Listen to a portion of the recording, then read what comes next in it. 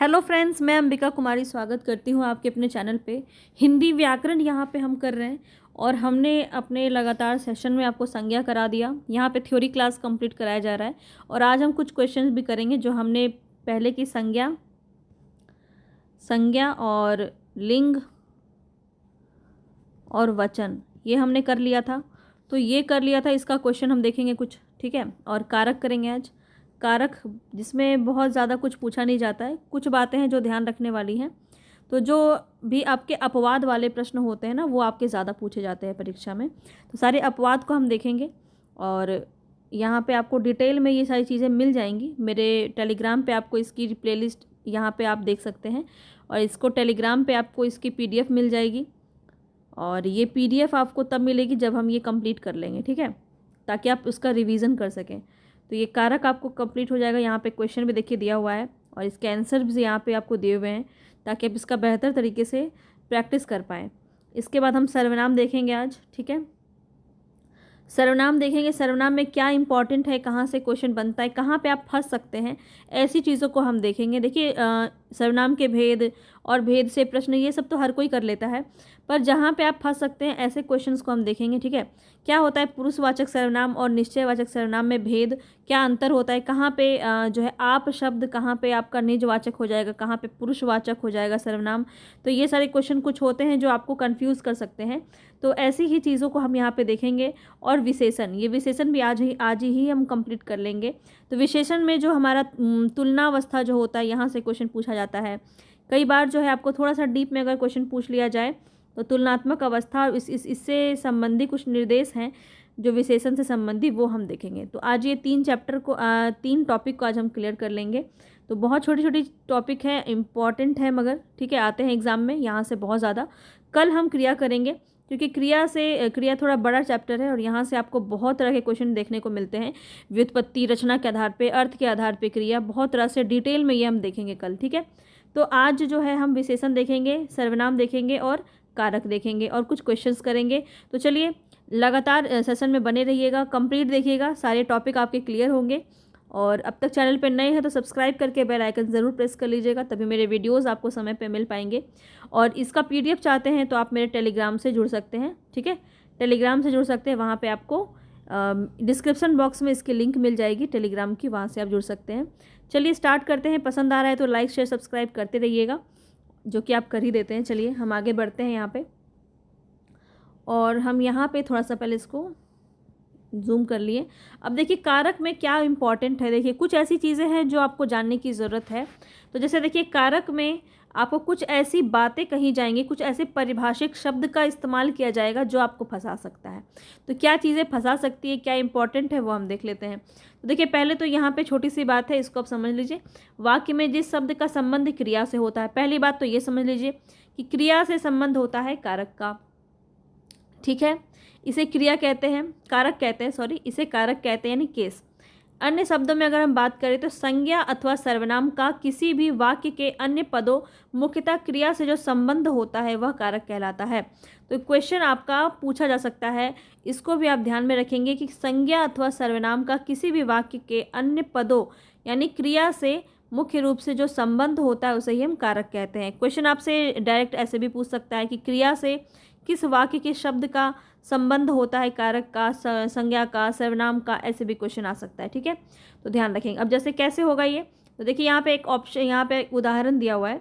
अभय ने कुत्ते को डंडे से मारा। किससे मारा? डंडे से मारा। तो डंडा यहाँ पे क्या है? मारा यहाँ पे एक क्रिया है और डंडे से मारा एक सहायक, यहाँ पे सहायक हो जाएगा ये, ठीक है।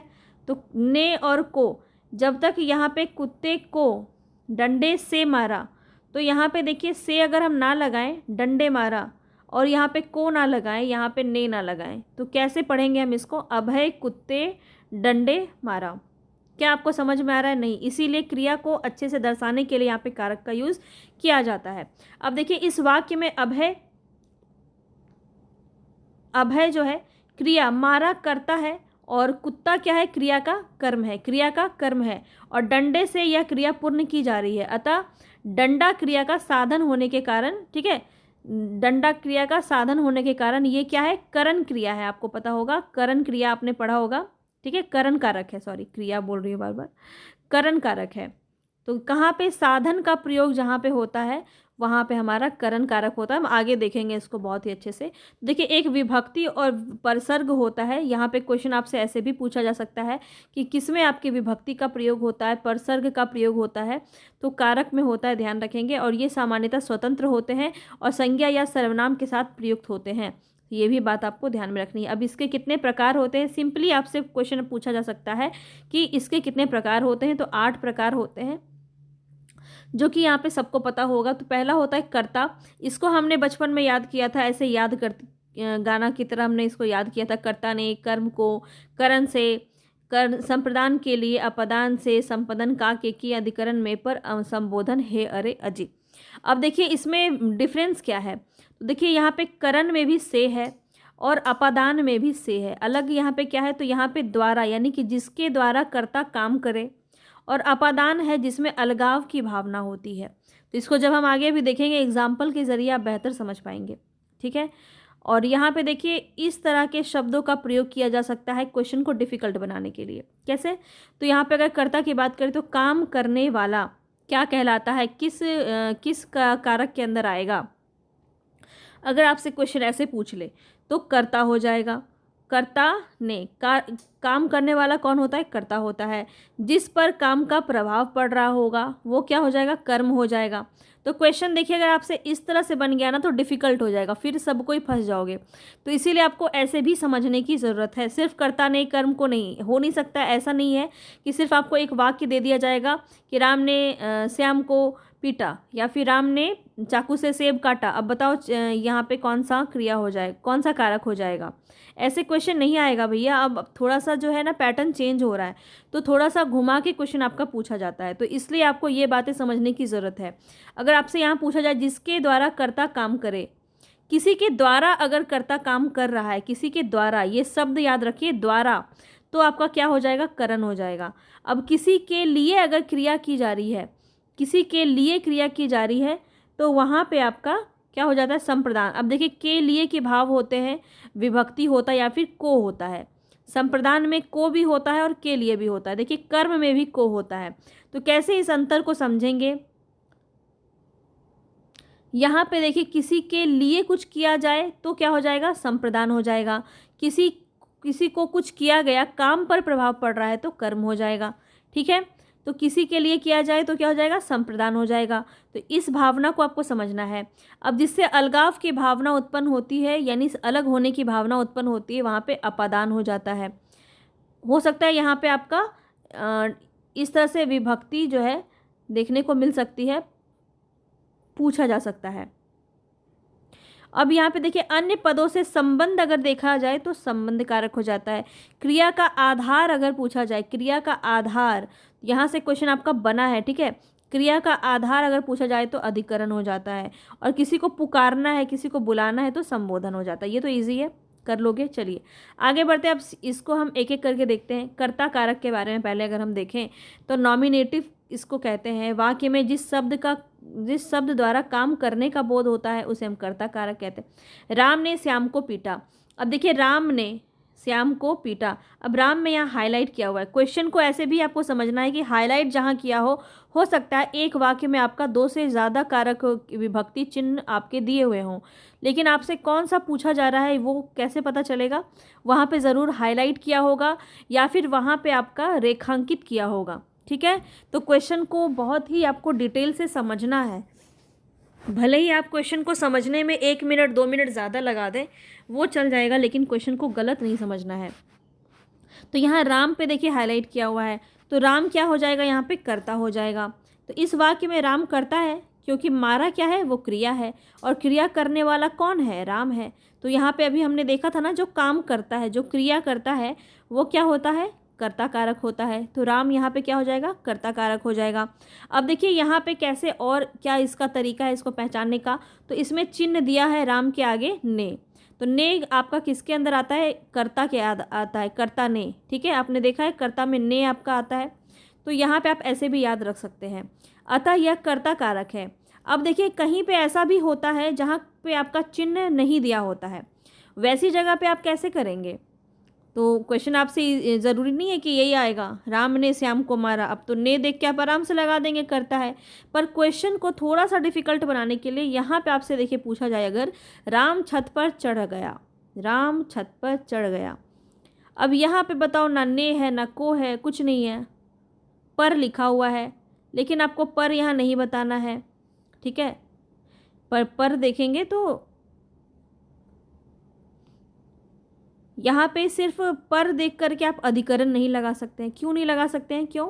यहाँ पे ही हमने अभी देखा है कि अधिकरण कहाँ होता है, जहाँ क्रिया का आधार होता है।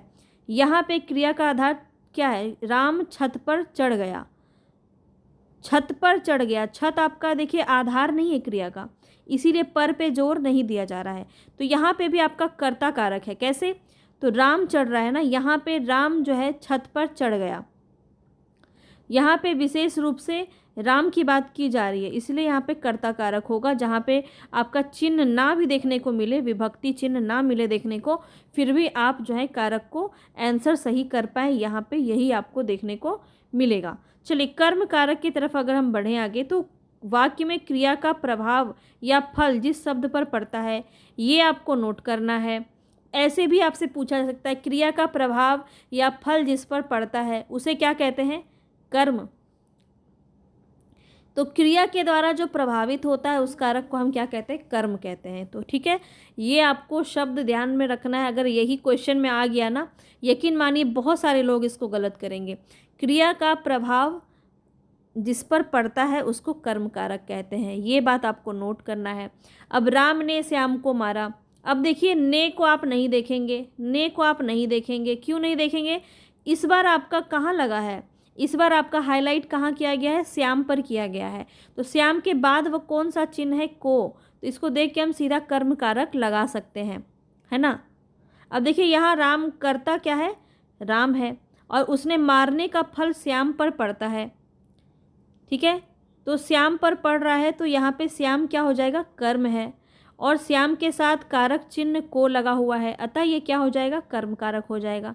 समझ में आ रहा है? अब करण कारक की तरफ बढ़ते हैं। तो करण कारक में क्या हो जाएगा? करण कारक का शाब्दिक अर्थ होता है साधन। किसी चीज़ के द्वारा किसी के लिए कुछ किया जाता है, तो हम यहाँ पे करण के बारे में बात करते हैं। देखिए अपादान में भी आपका से होता है, करण में भी आपका से ही होता है, लेकिन आपको ये ध्यान में रखना है कि कोई ना कोई उपकरण होगा जिसके द्वारा कोई क्रिया किया जा रहा होगा, ठीक है। साधन का मतलब तो वही होता है ना। तो देखिए संज्ञा का वह रूप जिससे किसी क्रिया के साधन का बोध हो उसे करण कारक कहते हैं, यानी क्रिया का उपकरण होना चाहिए वो।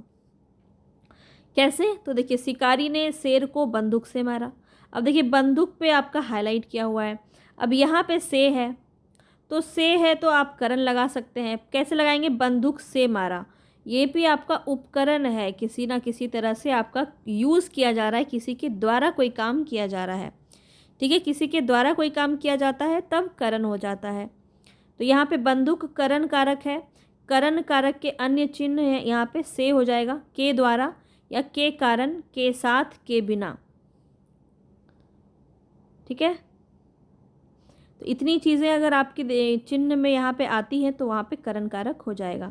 आगे बढ़ते हैं। संप्रदान, काफ़ी ज़्यादा एग्जाम में आपका संप्रदान ही पूछा जाता है, क्योंकि कई लोग यहाँ पे कंफ्यूज रहते हैं कि को लेकर के। तो उसने विद्यार्थी को पुस्तक दी, अब यहाँ पे कुछ देने का अगर भाव होगा, किसी के लिए कुछ करने का भाव होगा, तो हमने ऊपर में ही देखा था अभी, तो वहाँ पे आपका संप्रदान हो जाएगा। भले ही यहाँ पे आपका के लिए नहीं लिखा हुआ है, उसने विद्यार्थी के लिए पुस्तक दी ऐसा नहीं लिखा हुआ है, लेकिन यहाँ पे को लिखा हुआ है, उसने किसी को कुछ दिया। तो यहाँ पे देखिए आप शाब्दिक अर्थ देना होता है, संप्रदान का अर्थ ही देना होता है, ठीक है। तो जब वाक्य में किसी को कुछ दिया जाए या किसी के लिए कुछ किया जाए तो वहाँ पे संप्रदान कारक हो जाता है। तो उसने विद्यार्थी को पुस्तक दी, राजा ने भिखारी को कंबल दिया, है ना, तो उसके लिए कुछ किया। वाक्य में विद्यार्थी को कुछ दिया गया है, इसलिए विद्यार्थी जो है संप्रदान है, और इसका चिन्ह जो है वो को है। और एक चीज़ आपको ध्यान रखना है कि अगर आपको एक लाइन पूरा दे दिया जाए और पूछा जाए कि इसमें कारक शब्द कौन सा है, तो बहुत सारे लोग यहाँ भी कंफ्यूज होंगे और को जाके लगा देंगे। है ना। लेकिन आपको क्या बताना है, विद्यार्थी संप्रदान है यहाँ पे, ठीक है। विद्यार्थी क्या है, संप्रदान है और उसका चिन्ह है ये को, तो ये भी आपको ध्यान में रखना है। चलिए आगे बढ़ते। बहुत छोटा छोटा और बहुत ही सिंपल बात है, लेकिन बहुत ही कीमती बात मैं आपको यहाँ पे बता रही हूँ। अपादान कारक की तरफ अगर हम बढ़ें तो अपादान का शाब्दिक अर्थ ही होता है अलगाव, मतलब अलग होना। संज्ञा या सर्वनाम के जिस रूप से दूर होने, निकलने, डरने, रक्षा करने, विद्या सीखने, तुलना करने का भाव प्रकट होता है, वहाँ पे आपका अपादान कारक होता है, ठीक है। मैं अल्मोड़ा से आया हूँ, अल्मोड़ा से आया हूँ, तो यहाँ पे क्या हो रहा है, अलग हो गया अल्मोड़ा से, है ना। उदाहरण में आपको देख के ये समझ आएगा, मैं यानी कि जो करता है वो अल्मोड़ा से अलग होके आया है, अलग हुआ है, यानी से यहाँ पे अलग होने का भाव दर्शा रहा है, इसीलिए यहाँ पे अपादान कारक होगा। चलिए आगे बढ़ते हैं। यहाँ पे तो खैर सबको ही पता होगा ये। संज्ञा या सर्वनाम के जिस रूप से किसी अन्य शब्द के साथ संबंध या लगाव प्रतीत हो, वहाँ संबंध कारक होता है। तो देखिए आपका जो ये शब्द, ये जो आपका भाषा है ना, ये भाषा, ये पारिभाषिक क्वेश्चन आपसे पूछे जाते हैं, तो इसलिए आपको ये भी समझ में आना चाहिए, इस सबकी परिभाषाएं आपको पता होनी चाहिए। जितने भी व्याकरण के टर्म्स हैं ना, उसकी परिभाषा जरूर याद रखिए, खास करके संधि में, क्योंकि संधि में आपका सीधा सीधा जो है परिभाषा से क्वेश्चन पूछा जा रहा है, अलंकार में भी, तो ये सब चीज़ ध्यान में रखेंगे। तो मैं तो आपको कराऊंगी सारा, पर आप खुद से भी पढ़ रहे हैं तो उस चीज़ को ध्यान में रखेंगे।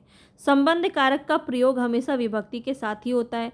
संबंध कारक का प्रयोग निम्नलिखित रूप से होता है, कैसे, तो अनीता सुरेश की बहन है, नेताजी का लड़का, तो का के की यहाँ पे होता है तो संबंध होता है, ये तो ईजी सा है। चलिए आगे बढ़ते अधिकरण पे।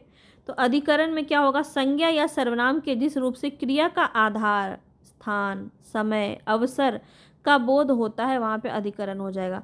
वह 3 दिन में आएगा, छोटी सी बात पर मत लड़ो, तो में पर आपका जहाँ भी आता है उन चिन्हों पे आपका अधिकरण हो जाता है। चलिए संबोधन पे बात करें।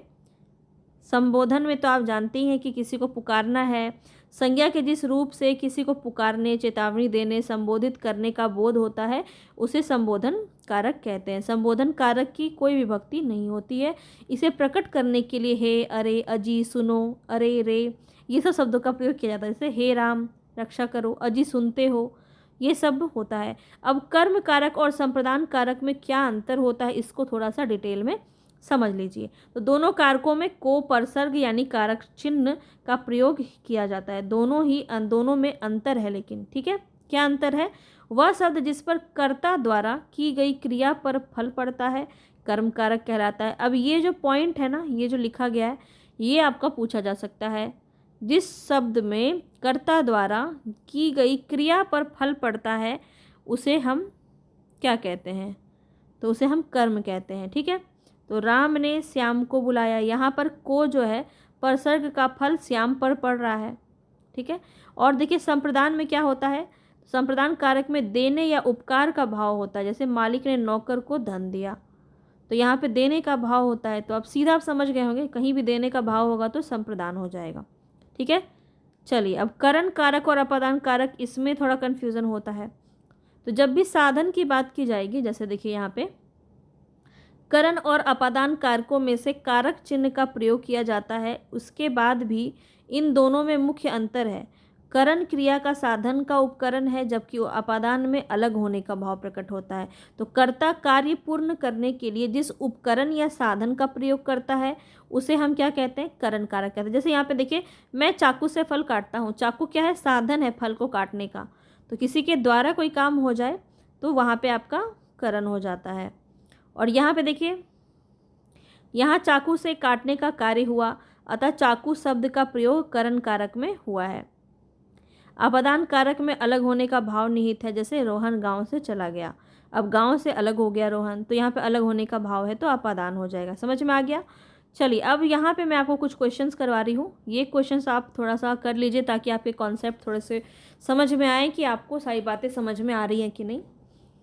हालांकि ये पूरी PDF का अंतिम में जो आपको लगभग 90 क्वेश्चंस कराए गए ना, वो बहुत ही ज़्यादा इंपॉर्टेंट है और बहुत ही अपवाद वाले क्वेश्चंस हैं, मतलब अच्छे लेवल के क्वेश्चंस हैं जो आपके एग्ज़ाम में बिल्कुल पूछे जा सकते हैं वहाँ से, ठीक है।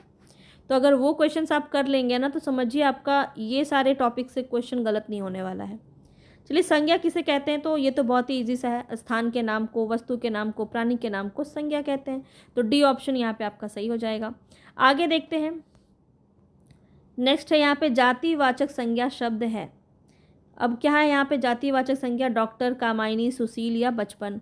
तो देखिए, जाति क्या होता है, किसी भी एक जाति, एक वर्ग को यहाँ पे डिफाइन किया जाता है। कामायनी देखिए किसी पुस्तक का नाम है तो व्यक्ति में आ जाएगा।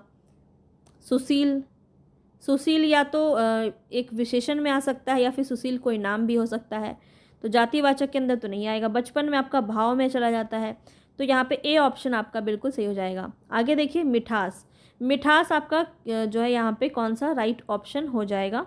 तो आप यहाँ पे ऑप्शन अपने कमेंट बॉक्स में ज़रूर बन देते हुए चलिएगा, ताकि आपको जो है यहाँ पे याद होते रहे। मिठास जो है यहाँ पे भाववाचक के अंदर आ जाएगा, तो भाववाचक संज्ञा है मिठास, ध्यान रखेंगे।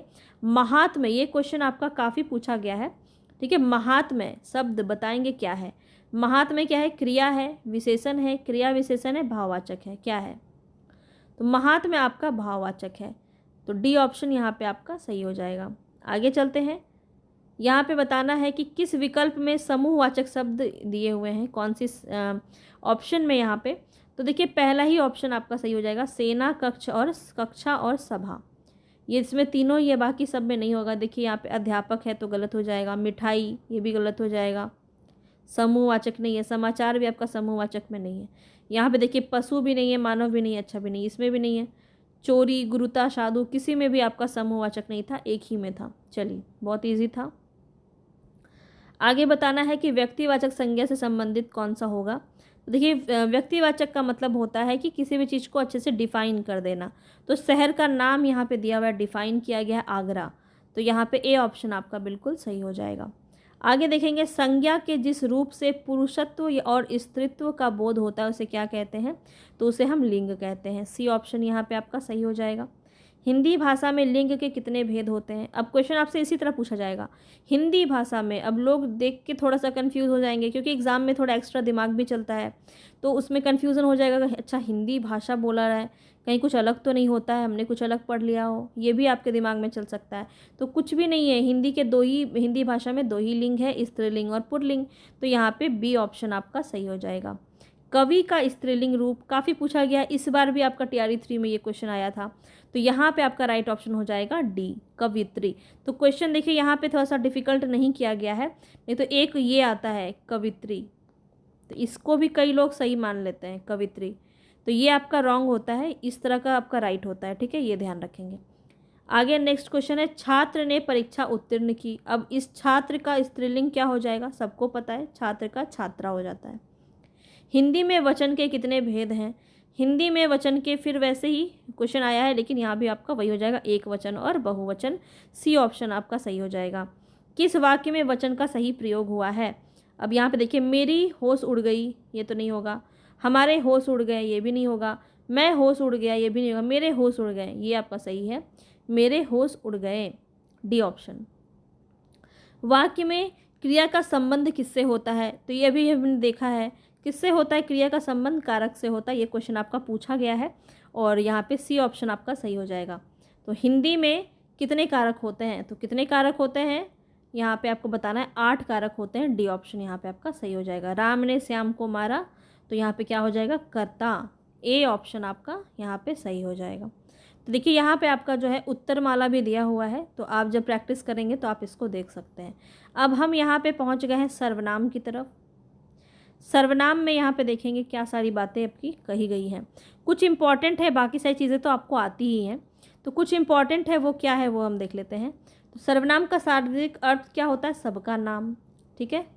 तो संज्ञा के स्थान पर जिन शब्दों का प्रयोग होता है उन्हें हम सर्वनाम कहते हैं। बचपन से पढ़ते आ रहे हैं, ये तो समझ में आ ही रहा है।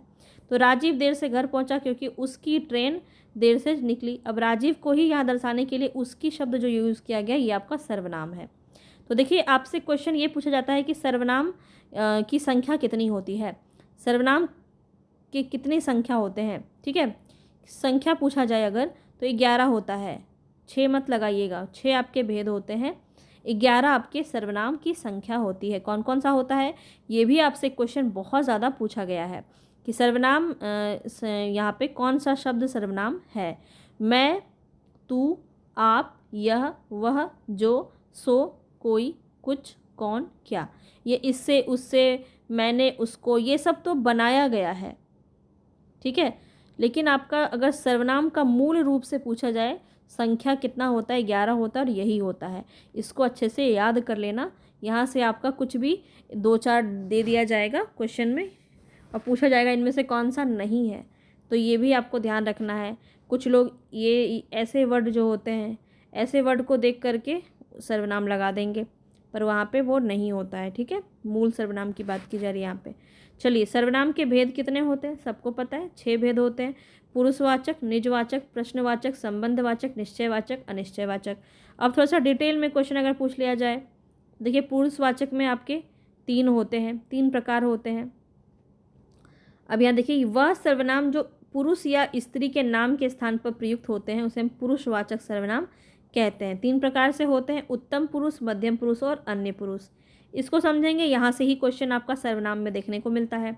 उत्तम पुरुष में क्या होगा, तो जिन सर्वनामों का प्रयोग वक्ता यानी बोलने वाला जो होता है अपने लिए करता है उन्हें हम उत्तम पुरुष कहते हैं, यानी फर्स्ट पर्सन। फर्स्ट पर्सन मतलब क्या हुआ, जो हम अपने बारे में बात कर रहे हैं, ठीक है।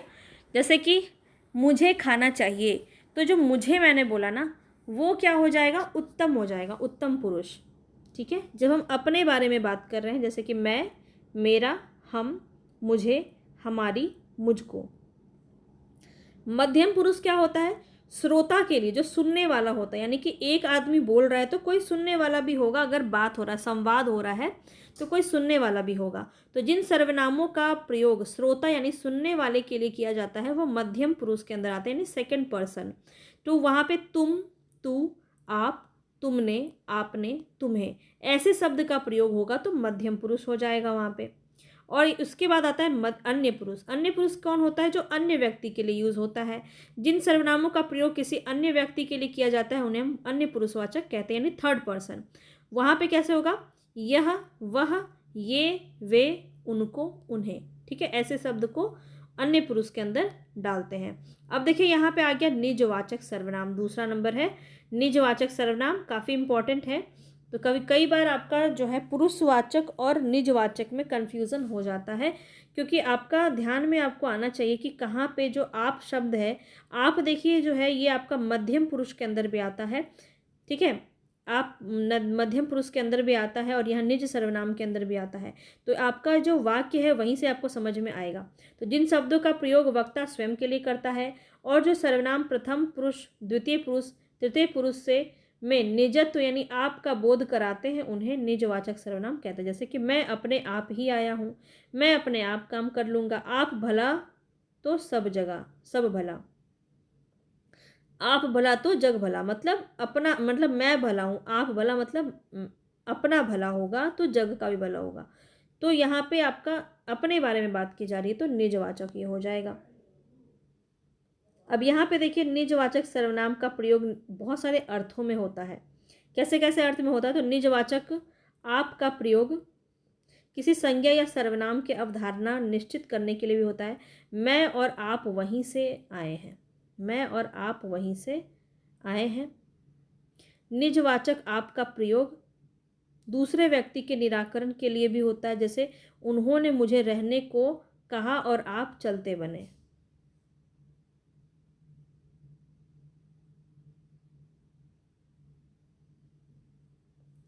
सर्वसाधारण के अर्थ में भी आपका प्रयोग होता है, जैसे अपने से बड़ों की आज्ञा करने का पालन करना चाहिए।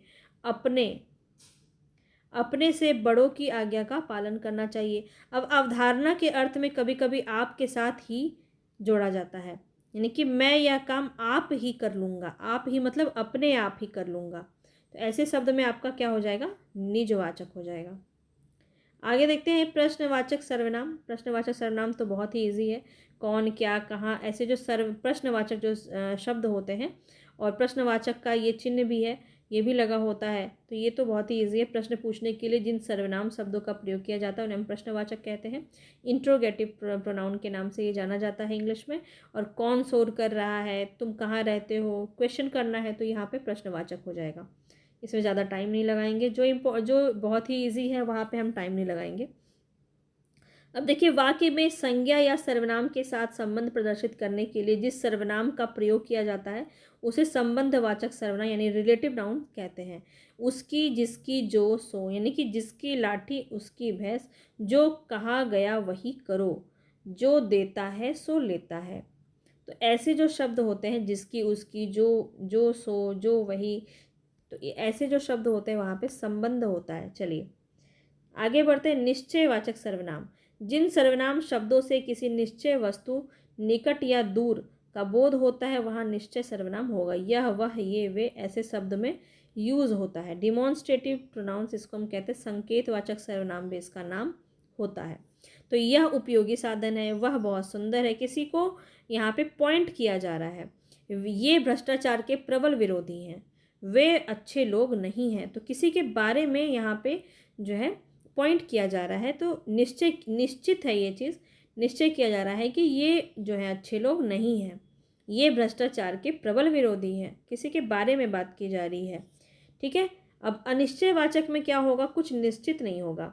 जिन सर्वनाम शब्दों से किसी निश्चित वस्तु का बोध ना हो उन्हें अनिश्चयवाचक यानी इनडेफिनिट प्रोनाउन कहते हैं।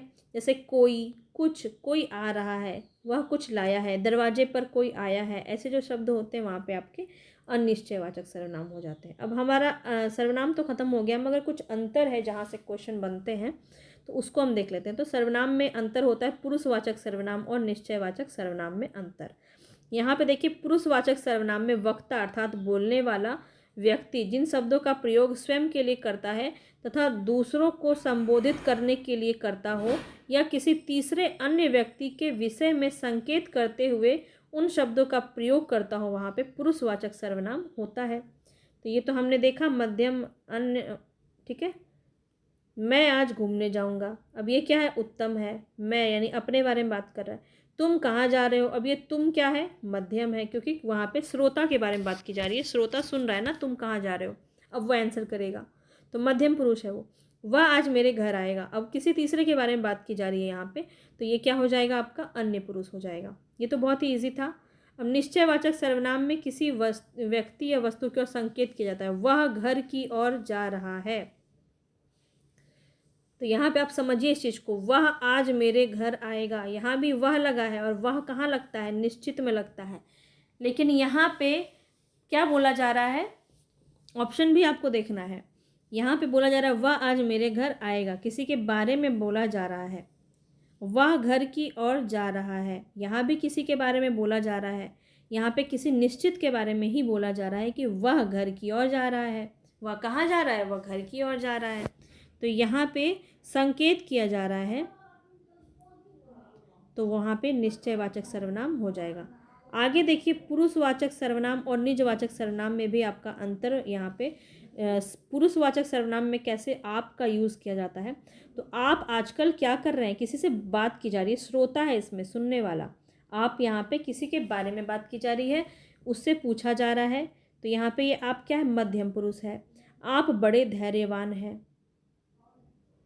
तो यहाँ पे भी अपने बारे में बात नहीं कर रहा है, यहाँ पे किसी दूसरे के बारे में बात हो रहा है, तो यहाँ पे पुरुषवाचक सर्वनाम है। लेकिन निजवाचक में क्या होगा, मैं अपने आप खा लूँगा, मैं आप ही चला जाऊँ, मैं आप ही चला जाऊँगा, वह आप ही चला जाएगा। अब देखिए, यहाँ पे अपने बारे में बात नहीं कर रहा है, किसी और के बारे में बात कर रहा है, लेकिन यहाँ पे स्वयं वाला फीलिंग आ रहा है। देखिए, वह आप ही चला जाएगा, मतलब स्वयं ही चला जाएगा, अपने आप ही चला जाएगा। ऐसे जो शब्द होते हैं ना, वहाँ पे निज हो जाता है। अब आपको आई होप समझ में आ गया होगा। अब देखिए, प्रयोग, सर्वनाम के प्रयोग संबंधी कुछ निर्देश हैं, वैसे ये आपको पता होंगे, पर एक बार देख लीजिए। स्त्रीलिंग और पुल्लिंग के आधार पर सर्वनाम में परिवर्तन नहीं होता। ये जो पॉइंट दिया है ना, यहाँ से क्वेश्चन आपका पूछा गया है ऑलरेडी कि कौन सा ऐसा शब्द है जिसमें स्त्रीलिंग और पुल्लिंग के आधार पे कोई परिवर्तन नहीं होता है, तो वो कौन है, सर्वनाम। याद रखेंगे कैसे होगा, तो जैसे ये यहाँ पे वाक्य दिया है, वह खाती है। अभी लिखिए यहाँ पे वह खाता है, तो यहाँ पे क्या हो रहा है, क्रिया बदल सकता है लिंग या वचन या लिंग के आधार पे, लेकिन वह तो वहीं रह गया। लड़का होता तो भी वह खाता है, लड़की होती तो भी वह खाती है, तो वह तो चेंज नहीं हुआ ना।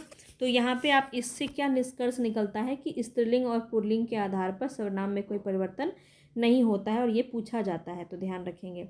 उसके बाद है वचन और कारक के आधार पर सर्वनामों में रूपांतरण होता है। जैसे मैं हम में बदल जाता है, तू तुम में बदल जाता है, मेरा हमारा में बदल जाता है, आप आपने में बदल जाता है, हमसे आपको आपके लिए, ये सब आप से ही बने हुए शब्द हैं। तो यहाँ पे देखिए क्या होता है, कारक के आधार पे रूपांतरण हो जाता है, वचन और कारक के आधार पे।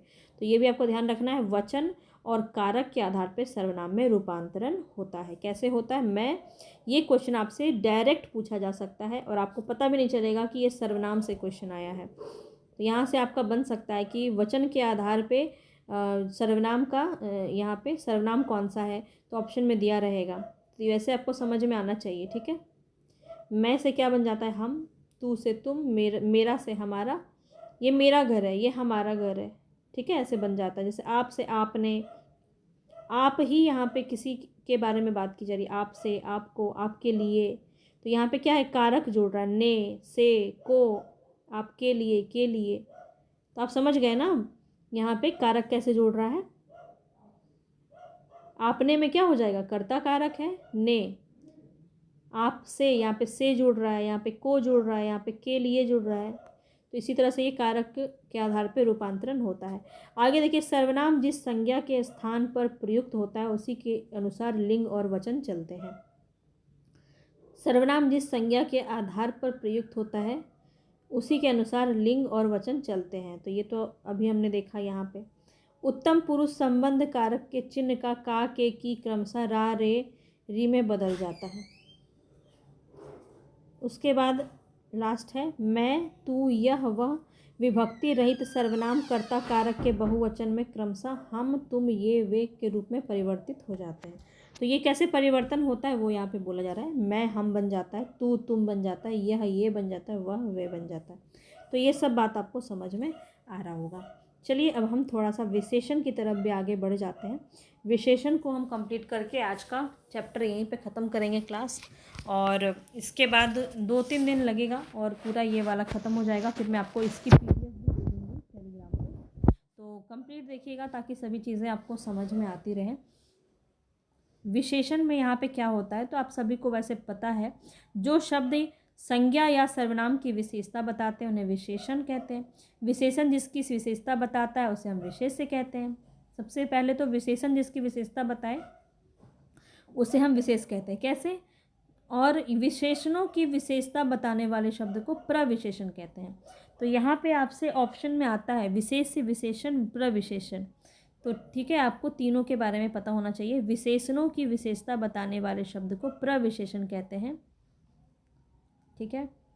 कैसे, तो वह पहले हो जाएगा, वह तेज दौड़ता है, वह तेज दौड़ता है, तो क्या हो जाएगा, तेज आपका विशेषण हो गया।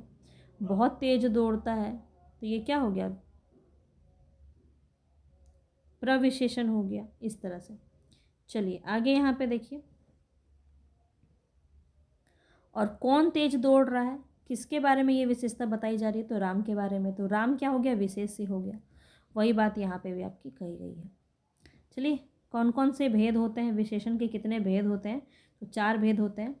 गुणवाचक विशेषण, गुणवाचक विशेषण में क्या क्या होता है, तो जिन शब्दों द्वारा संज्ञा के गुण अथवा दोष का बोध होता है। तो क्वेश्चन में आपसे पूछा सकता है, संज्ञा के गुण अथवा दोष का बोध होता है, ऐसे शब्द को हम क्या कहते हैं, गुणवाचक विशेषण कहते हैं।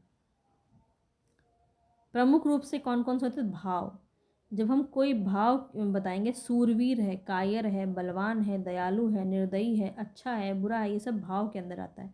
तो डीप में अगर पूछना चाहे तो ऐसे भी पूछ सकता है, इसको भी समझेंगे। अगला, पिछला, नया, पुराना, ये सब काल के अंदर आ जाएगा। स्थान में ग्रामीण, शहरी, मैदानी, पहाड़ी, पंजाबी, बिहारी, सब स्थान में आ जाएगा।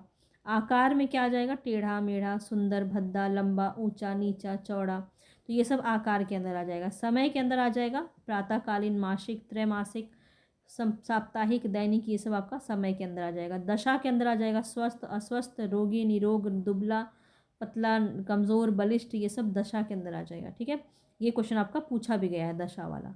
रंग में देखिए लाल, हरा, पीला, नीला, ये तो सबको पता है, रंग में आ जाएगा। ठीक है, अब परिमाणवाचक विशेषण क्या होता है? जिन विशेषण शब्दों द्वारा संज्ञा की मात्रा यानी नाप तोल का बोध होता है, मात्रा का बोध होता है, ये भी पूछा जाता है। संज्ञा की मात्रा का बोध होता है तो वहाँ पे क्या हो जाएगा? परिमाणवाचक विशेषण हो जाएगा। तो ऐसे कुछ कुछ छोटे छोटे टर्म्स हैं जो काफ़ी इंपॉर्टेंट है और वही घुमा के एग्जाम में पूछ लिए जाते हैं और क्वेश्चन गलत भी हो जाता है। तो छोटे छोटे क्वेश्चन भी गलत हो जाते हैं, आते हुए क्वेश्चन गलत हो जाते होंगे, तो वो यही सब रीज़न की वजह से गलत होते हैं। तो यहाँ पे आपको ये सारी बातें समझ में आनी चाहिए। परिमाणवाचक विशेषण के दो भेद होते हैं, निश्चय परिमाणवाचक और अनिश्चय परिमाणवाचक। कौन कौन सा होता है? देखिए, जिन विशेषण शब्दों में संज्ञा की निश्चित मात्रा का बोध होता है वहाँ पे निश्चय परिमाणवाचक होता है। यानी कि यहाँ पे आपको बताया जाता है 1 लीटर दूध, 10 मीटर कपड़ा, 1 किलो आलू, यहाँ पे आपको कितना देना है ये पता होता है। अब अनिश्चयवाचक में क्या होता है? जिन विशेषण शब्दों से संज्ञा की अनिश्चित मात्रा का बोध होता है उन्हें हम अनिश्चित परिमाणवाचक विशेषण कहते हैं। जैसे थोड़ा दूध, कुछ शहद, बहुत पानी, अधिक पैसा, तो ऐसे बहुत, कुछ, थोड़ा, अधिक, ये सब जो है आपका अनिश्चयवाचक परिमाणवाचक में आ जाएगा। आगे बढ़ते हैं संख्यावाचक विशेषण। संख्यावाचक विशेषण भी आपके दो होते हैं, वही सेम, निश्चित और अनिश्चित संख्यावाचक। कैसे होगा? तो देखिए यहाँ पे जिन विशेषण शब्दों में संज्ञा की संख्या का बोध होता है वहाँ पे संख्यावाचक हो जाएगा। जैसे 1 मेज, 4 कुर्सियाँ, 10 पुस्तकें, कुछ रुपए। तो कुछ रुपए और 10 पुस्तकें, देखिए यहाँ पे दोनों ही दिए हुए हैं। अब देखिए आपसे अगर थोड़ा सा डिटेल में चला जाए तो ऐसे भी जा सकता है। कैसे जाएगा? देखिए यहाँ पे निश्चित संख्यावाचक में क्या हो जाता है? जिन विशेषण शब्दों से निश्चित संख्या का बोध होता है उन्हें हम निश्चित वाचक कहेंगे, निश्चित संख्यावाचक। कैसे? तो एक, दूसरा, तीसरा, दोनों, तीनों, प्रत्येक, हर एक, एक एक, ये सब आपके आ जाएंगे इसमें। अब इसको भी ऐसे विशेषण को तोड़ा गया है पूर्णांकवाचक। पूर्णांक मतलब कि आधा नहीं होगा इसमें, एकदम मतलब पूर्ण भाग होना चाहिए। 1, 2, सवा 4, पौने 4, 8, आधा, 2.5, ये सब नहीं होगा। 2, 4, 8, 10 ऐसे होगा। सीधा सीधा पूरा अंक होना चाहिए। और अपूर्णांक वाचक में क्या होगा? आधा अंक वाला चीज़, जैसे आधा किलो, सवा किलो, 1.5 किलो, पौना किलो, 2.5 किलो। ठीक है, तो ये आपका अपूर्णांक वाचक में आता है। कर्मवाचक में क्या आता है? दूसरा, पाँचवा, 8वां, 10वां, ऐसे जो है आपका कर्मवाचक में आता है। आवृत्तिवाचक में आता है 2 गुना, 3 गुना, 100 गुना।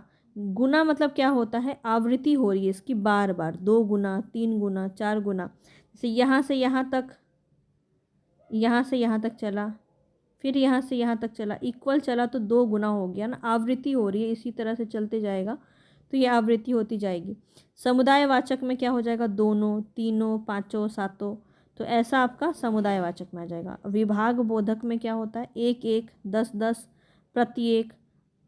ठीक है, तो ऐसे जो होते हैं वहाँ पे आपका विभाग बोधक होता है। तो ये आपका थोड़ा डिटेल में यहाँ पे बताया गया है, पूछा जा सकता है क्योंकि डिटेल में आजकल बीपीएससी एग्ज़ाम में क्वेश्चन देखने को मिल रहा है।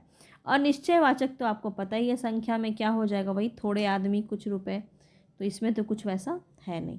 अब हम चलते हैं सार्वनामिक विशेषण। यहाँ से क्वेश्चन बनता है आपका, जो सर्वनाम शब्द संज्ञा के लिए विशेषण का काम करते हैं उन्हें हम सार्वनामिक विशेषण कहते हैं, यानी डेमोन्स्ट्रेटिव एडजेक्टिव। कैसे? यह, वह, जो, कौन, क्या, कोई, क्या, ऐसे, ऐसी, ऐसा, वैसा। तो ये जो है आपका ये सर्वनाम का शब्द था ना, अभी आप ऊपर पढ़ के आ रहे हैं, ये सारे शब्द आपके सर्वनाम के अंदर यूज़ होते थे। तो यहाँ पे आपका विशेषण के अंदर ये यूज़ कैसे होंगे? तो यहाँ पे कैसे यूज़ होंगे? तो ये संज्ञा शब्दों के पहले प्रयोग होंगे। जैसे देखिए लिखा है वह लड़का बदमाश है। लड़का क्या है? आपका संज्ञा है। संज्ञा से पहले आ गया सर्वनाम, संज्ञा से पहले आपका यह क्या आ गया? सर्वनाम आ गया। तो ये आपका सार्वनामिक विशेषण हो गया, मतलब वह लड़का बदमाश है। इस परीक्षार्थी ने नकल की है। सार्वनामिक के भी कुछ उदाहरण होते हैं। कैसे? तो निश्चयवाचक सार्वनामिक विशेषण यह, वह, ये, वे। अनिश्चयवाचक सार्वनामिक विशेषण कोई, कुछ। संबंधवाचक सार्वनामिक विशेषण जो, सो। और प्रश्नवाचक में कौन क्या ऐसे होंगे। जब ये सर्वनाम अकेले प्रयुक्त होते हैं तो ये केवल सर्वनाम होते हैं। जैसे वह घर चला गया, वह घर चला गया, ठीक है, अकेले हैं यहाँ पे। और यहाँ पे क्या हो रहा है,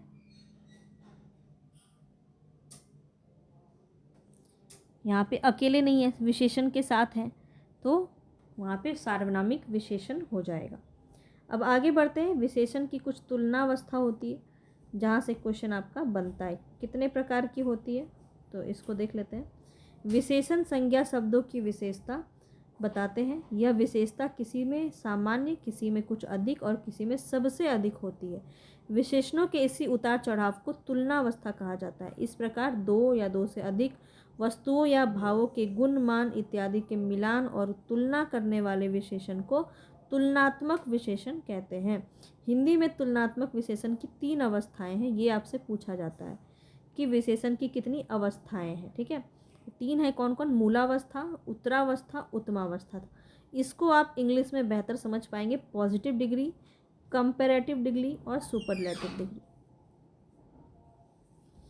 जो आपने पढ़ा है ना, लार्ज, लार्जर, लार्जेस्ट, तो ऐसे जो शब्द होते हैं ना, ये आपके होते हैं यहाँ पे हिंदी में। देखिए, अधिक मूलावस्था है ये अधिक, उत्तरावस्था है अधिकतर, उत्तमावस्था है अधिकतम।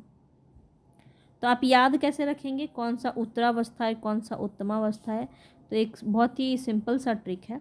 उत्तरावस्था यानी त र, उ त र लगा हुआ है, तो यहाँ पे भी आपका अंतिम में त र लगा होगा, और यहाँ पे उ त म लगा हुआ है, उत्तम, तो यहाँ पे भी तम लगा हुआ होगा लास्ट में, ठीक है। इससे आपको याद रहेगा। जैसे अधिक का पूछा जाएगा क्वेश्चन में आपका, गुरु का उत्तमावस्था निम्न में से कौन सा होगा? तो गुरु का उत्तमावस्था क्या होगा? गुरुत्तम। उत्तरावस्था पूछा जाए तो गुरुत्तर। ऐसे क्वेश्चन बनते हैं। अधिक का अधिकतर, अधिकतम। उच्च का उच्चतर, उच्चतम। कोमल का कोमलतर, कोमलतम। गुरुतर, गुरुत्तम। निकट का निकटतर, निकटतम। निम्न का निम्नतर, निम्नतम, ठीक है। बृहद का बृहदतर, बृहदतम। महत का महत्तर, महत्तम। सुंदर का सुंदरतर, सुंदरतम। लघु का लघुतर और लघुतम। अब देखिए, विशेषण से संबंधित कुछ निर्देश हैं, इसके बाद हम इस क्लास को ख़त्म करेंगे। तो यहाँ पे देखिए, विशेषण का प्रयोग करते समय कुछ बातों का हमें ध्यान रखना होता है। वो क्या है? यहीं से आपके क्वेश्चन बनते हैं। हिंदी में विशेषण शब्दों के आगे विभक्ति चिन्ह नहीं लगते हैं। जैसे वीर मनुष्य, अच्छे घर का, तो इसमें क्या होता है? कोई विभक्ति नहीं लगता है, वीर मनुष्य सीधा लिखते हैं। तो ये तो बहुत ही सिंपल सा था। आगे देखिए, विशेषण के लिंग, वचन और कारक वही होते हैं जो विशेष्य के होते हैं, ठीक है। जैसे कि अच्छे विद्यार्थी, अच्छा विद्यार्थी। आक्रांत विशेषण स्त्रीलिंग में ईकारांत हो जाता है। कैसे? तो काला, ये है आकारांत, आगे लास्ट में आ है ना काला में, तो आकारांत है। इसका क्या बन गया? ईकारांत बन गया। काली घोड़ी, काला घोड़ा, काली घोड़ी। अच्छा लड़का, अच्छी लड़की, पता ही है आपको ये सब ऐसे। तो पुल्लिंग आक्रांत विशेषण का अंतिम आ कर्ता कारक एक वचन को छोड़कर सब कारकों में ए बन जाता है। जैसे अच्छे लड़के, अच्छे लड़का नहीं हो सकता है, अच्छे लड़के हो सकता है, ठीक है। संस्कृत विशेषण के रूप में हिंदी में विशेष लिंग के अनुसार कभी नहीं बदलता है और कभी बदल भी जाता है। कैसे? सुंदर काया, सुशील लड़की। सुंदरी काया क्यों नहीं लिखा गया? यहाँ पे सुंदर काया लिखा गया। लिंग के अनुसार कभी नहीं बदलता है और कभी बदल भी जाता है। सुशील लड़की। चलिए आगे बढ़ते हैं। ऐसे विशेषण जो विशेष से ठीक पहले आते हैं उन्हें हम उद्देश्य विशेषण कहते हैं, ठीक है। विशेषण जो विशेष से ठीक पहले आते हैं उन्हें हम क्या कहते हैं? उद्देश्य विशेषण कहते हैं। और जो वे विशेषण जो विशेष के ठीक बाद में आते हैं उसे हम विधेय विशेषण कहते हैं। तो ये आपको नोट कर लेने वाली बातें हैं, तो इसको आप नोट कर लीजिएगा। कल हम क्रिया देखेंगे। आने वाला जो हमारा नेक्स्ट क्लास होगा व्याकरण से संबंधित, तो हम क्रिया देखेंगे। तो क्रिया से बहुत ही डिटेल में देखा जाएगा, प्रयोग के आधार पे, रचना के आधार पे, अर्थ के आधार पे, ठीक है। बहुत सारे तरह से आपका क्रिया यहाँ पे पूछा जाता है, तो पूरा डिटेल में करेंगे। तो क्रिया आगे की क्लास में और आज हम यहीं तक यहाँ पे इसको रखते हैं, मिलेंगे नेक्स्ट वीडियो में। पसंद आया होगा तो प्लीज़ लाइक कर दीजिएगा और ज़्यादा से ज़्यादा लोगों तक पहुँचाइए, शेयर कीजिए, इतना तो आप कर ही सकते हैं। मिलेंगे फिर नेक्स्ट वीडियो में। पसंद आया हो तो प्लीज़ सपोर्ट कीजिएगा।